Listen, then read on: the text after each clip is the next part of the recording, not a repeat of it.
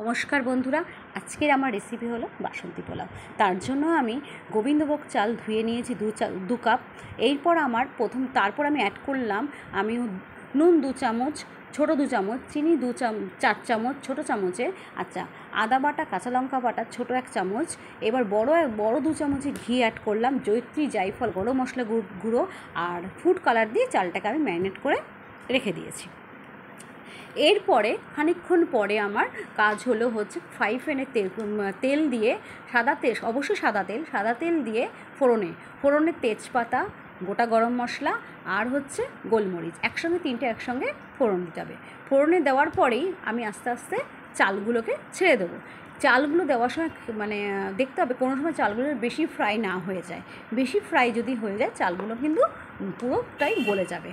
এবার চালগুলোকে ছেড়ে নাড়াচাড়া করে তার খানিকক্ষণ পরে আমি এবার জলের মেজারমেন্ট সবথেকে মেন বাসন্তী পোলাও।